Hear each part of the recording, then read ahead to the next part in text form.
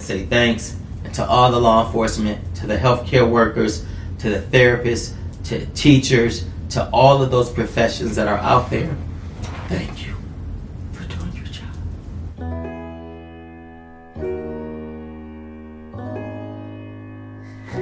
Hey, this is Dr. T with Technique Solutions. Hey, from our last episode that we had did on compassion fatigue, talking about the risk and the causes, a question came in about how can we, as a community of people, support those career fields that may be experiencing compassion fatigue. And I thought that was an excellent question, because one of the things that I discovered and actually chose to start working with law enforcement simply because there was such a negative connotation with law enforcement in the African American community. And I know this is not just law enforcement, but there's also medical workers, there's mental health professions, first responders, military people. But I chose to simply do something about this stigma of law enforcement and understanding how even compassion fatigue can create certain scenarios for law enforcement, as well as for individuals who are fatigued from being compassionate about the assaults or the situations that we've experienced. Understanding a person's level of tolerance to pain, to suffering, to trauma, their continued exposure to it should make one compassionate on both sides of the table, whether it's the caregiver, the first responder, or if it's the person who has been in a place of trauma or oppression or assault or being targeted over a period of time. Both of those aspects can create a level of fatigue that can create an explosion. How can you support? I think one is understanding that everyone is not like you. That's the first and simple thing. People always measure themselves to other people. Well, if that was me, this is what I would do, or this is what they should have done.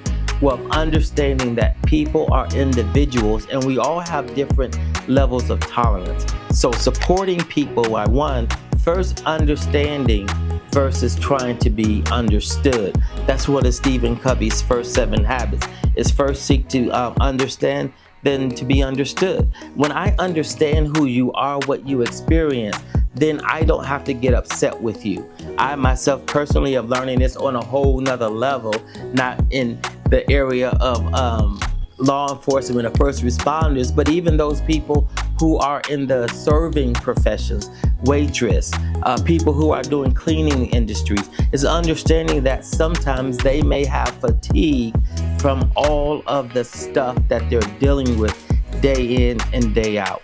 So it doesn't cost to be kind. Simply sharing a kind word, offering a word of gratitude, being sensitive and choosing not to fuss or to berate or to be difficult in a scenario that can be challenging. I'll give you one more scenario, which I think is crazy, but good. I was in Detroit just about a week ago, and I was at my mother's house, and she forgot that I didn't know the alarm. She set the alarm. As a result, they had left the house. I come in, the alarm goes off. Nobody could figure out, well, mom did not press the numbers. She just used her fob. So when I called her, there was no getting the code from her. No one had the code. As a result, the alarm company called. I didn't have the password or the code word. Therefore, eventually it turned off. About 15 minutes later, I am hearing a knock on the door. Well, that knock on the door just happened to be Detroit's finest.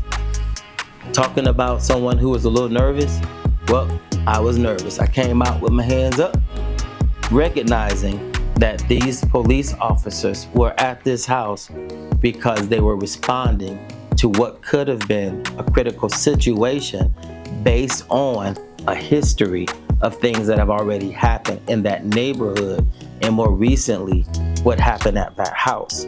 So they began to walk me through a series of what I felt were frustrating questions, that I did not have the answers for, or the answers that I had were not good enough. I had to remember that they were on their job, and I had to be empathetic and understanding and even compassionate to allow them to challenge me at the house that I'm supposed to be at, but could not verify because all of my credentials were inside the house. This is one of those scenarios where it pays to just be kind, because I listened to what was being asked. I shared what I could share. I even told them, hey, I've done EAP work and work with law enforcement. All of those things, even at that moment, didn't matter. And that's the thing about seeking to understand versus being understood.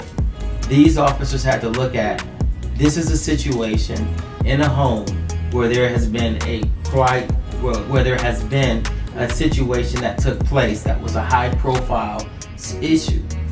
Therefore, whatever I had to say really didn't matter until they could get what they needed to hear. Being patient, walking through their process was everything that I needed to do, and not to lose my crap because they were walking in their own crap. This is what I'm talking about when we're saying, how can we support someone?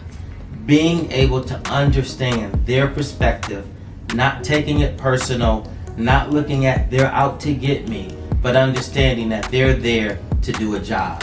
Ironically, there was an African American officer and an Anglo officer in a neighborhood that was predominantly black.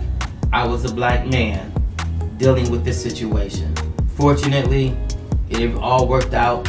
I'm still here apparently, but this is one of the things to consider as we're talking about compassion fatigue. Because if they were stressed out, if I was stressed out, I could not be here today. So, to Detroit's finest, thanks for doing your job, even though you probably didn't feel like I appreciated you doing your job. I want to say thanks. And to all the law enforcement, to the healthcare workers, to the therapists, to teachers, to all of those professions that are out there, thank you for doing your job. It's Dr. T.